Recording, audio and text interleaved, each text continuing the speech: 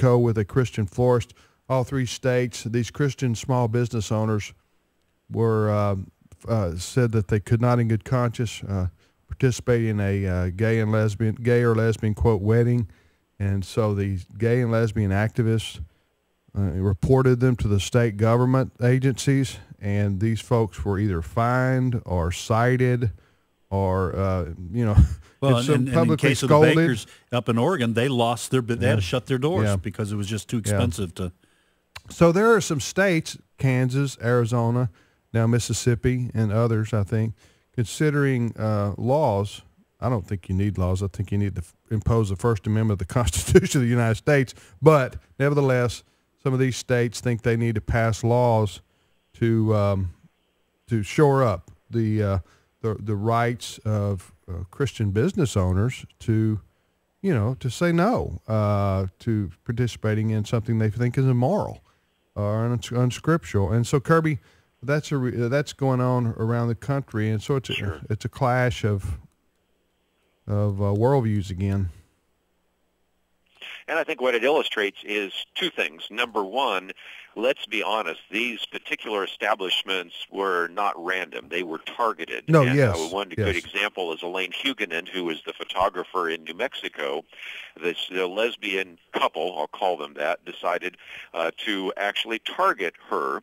And the first one called up and pretended to be having a opposite-sex marriage, in other words, a traditional marriage, and got the facts and the figures and the numbers and the dollars and the estimates and all that.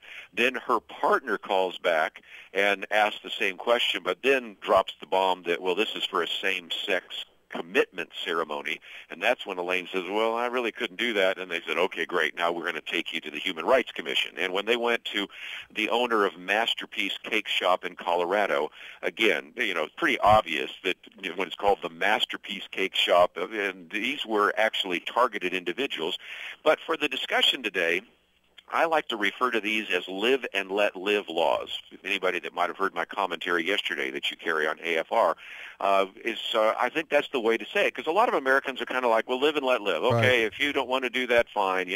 If I go into a Jewish delicatessen, I might want non-kosher food, but, I realize it's a delicatessen. If there was a Muslim shop owner, they're not going to serve pork products and alcohol. I'm not going to go in there and demand that they do that. I'm not going to go into a vegan restaurant and say, you got to feed me a hamburger. I understand that some people, because of moral or religious reasons, might not do certain things. But, and as a matter of fact, I think most Americans would be okay with all of that. But the one exception, Tim and Ed, is that the homosexuals have said, you are not allowed to have a different viewpoint when it comes to this issue of sexual orientation. We're going to treat you the same way we would treat somebody that would not allow an individual at a lunch counter, or would not rent, say, a public accommodation to someone of a different racial background.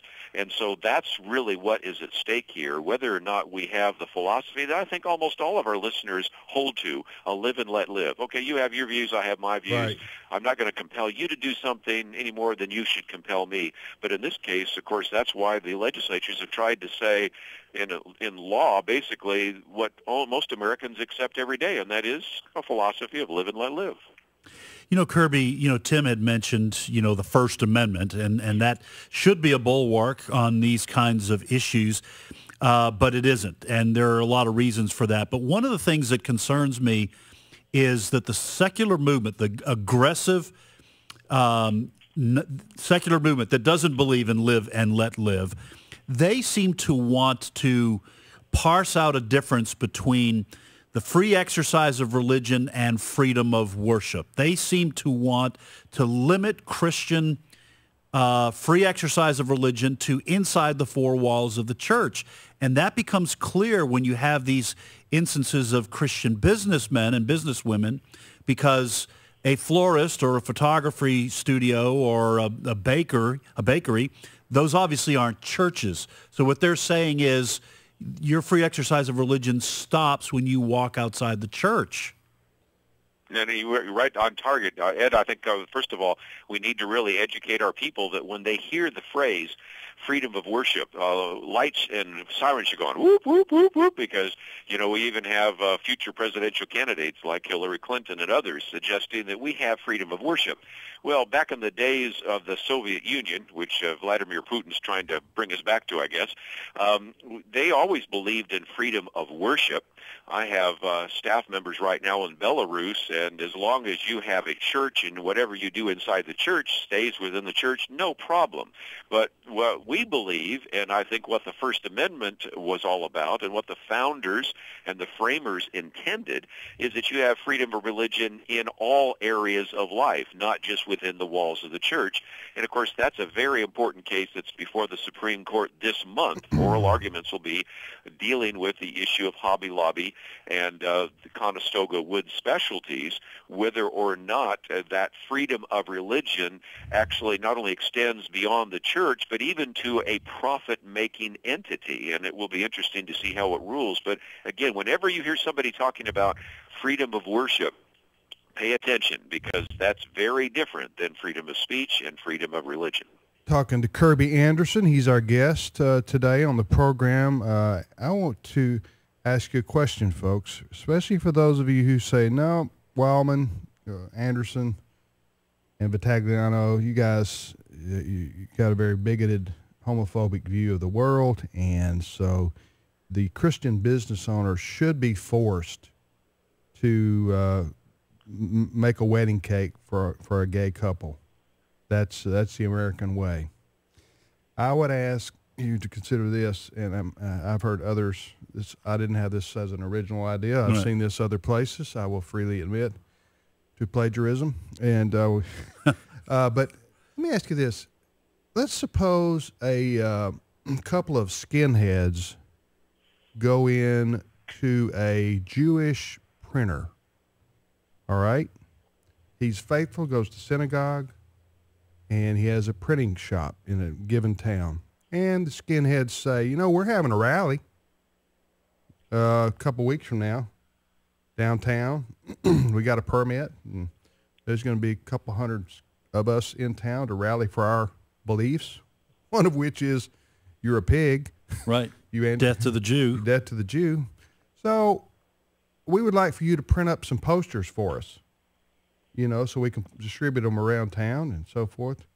What do we need to write you a check for? Right. And that Jewish printer says, I can't do business with you. My religious convictions won't allow it, and I completely, totally disagree with everything you stand for. Leave my office. Right. Okay. Now, by the same logic that is being used to promote forcing Christian businesses to participate in homosexual weddings, you could apply here. And I think 99.99999% of the people out there listening, or maybe 100, left, right, or middle, would say, absolutely, that Jewish printer has a right to say no to the skinheads who come in and want him to print posters up for them. So you think of it in those, or how about this example? Let's say you have an African-American, painter, okay? And the KKK calls him up and says, hey, we got this building we want to start meeting in. Right. Okay? Can you come out here and paint it for us? And the African American painter says, are you kidding? I'm not going to come paint a building for the KKK. Then you would say, everybody listening to us would say, absolutely, that guy has the right of conscience. Doesn't even have to be religion. Right. Freedom of conscience to say no to something like that. So, how this has become so twisted, Kerby. I've just given two examples that are very clear for people to understand, and yet the gay Gestapo, as a lesbian conservative writer has called them, Tammy Bruce, just continues to jam this stuff down people's throats. Well, again, as my commentary today talks about, we believe in freedom of association, and that means that, as we've talked about in the past, a pro-life pharmacist should not be required and forced to dispense pills that are abortifacients, and Jewish delicatessens shouldn't be forced to produce and make available non-kosher food if they don't want to. But let me add one more example, because it illustrates that it isn't just the Christians that are starting to be affected by this. This is not an example. This is a real story. A lesbian walked into a barber shop owned by a Muslim. Sounds like the start of a bad joke. It does. We were all thinking that, but I didn't want to break up. Like this is really true. Okay, all right. It's not a joke. It's unfortunately very sad, and that is the lesbian came into the barber shop and asked for a businessman's haircut. This was in Toronto, and this is a big issue up there in Toronto right now, because the Human Rights Tribunal in Toronto is actually demanding that the Muslim give the haircut, because the lesbian didn't like the kind of haircuts that she got at women's salons and wanted a man's hairstyle. There's a lot of punchlines to this joke, too, but I'll let you guys come up with them. But nevertheless, he would not give her a haircut for two reasons. Number one, a Muslim doesn't believe in touching women other than their wives, okay? Wife or wives, okay.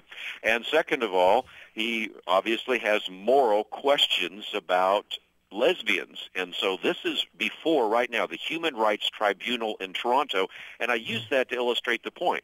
Lots of times people listening in, if they're secular or if they're a different religion, maybe they're Muslim or they're Jewish or they're maybe just agnostic, they go, that's your problem, you Christians.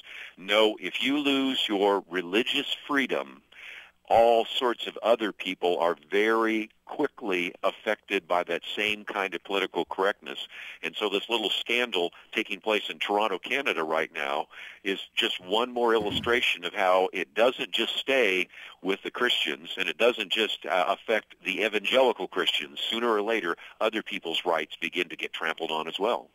And, Kerby, one of the things that not only puzzles me but frustrates me is listening to Christians discuss these issues as well. And, I was reading a kind of a trendy little blog by a Christian lady who happens to be in favor of same-sex marriage. Her name is Rachel Held Evans. She believes in, the full panorama of gay rights. She's a Christian, has a lot of followers on this blog, had a best-selling book, I think, in the 90s or whatever.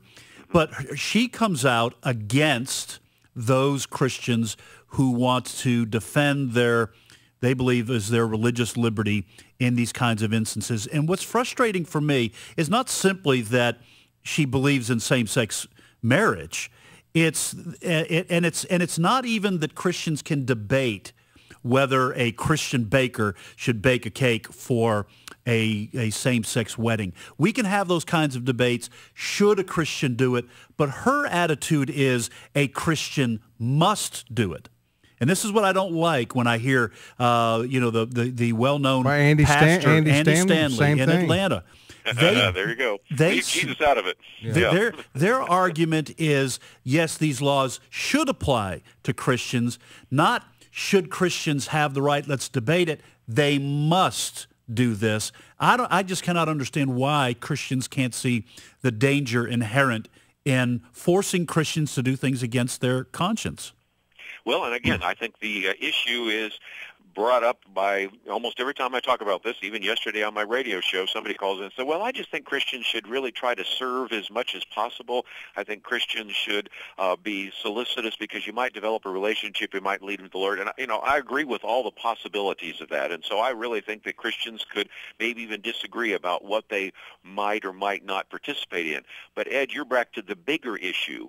Should and must they be compelled to do that? We've always lived in a world in which we say, some people might just say, I'm not going to serve certain things at the restaurant, or I'm not going to dispense certain kinds of pills in this pharmacy. I'm not going to cut certain kind of hair, as the example I used just a minute ago. And the answer to that is, if you don't like that establishment, just walk down the street and find another one. And the market can take care of some of that. And if somebody's really a bigot, they don't stay in business very long usually. And if they are just making decisions that harm their own business, well, let that take place. But that's very different than having the government saying, I don't care if you have Christian convictions about photographing a same-sex commitment ceremony. I don't care if you have reservations about baking a cake for a marriage ceremony of people of the same sex. You will be forced to, or you will be fined to, or you will be driven out of existence. And when you already have Christian adoption agencies in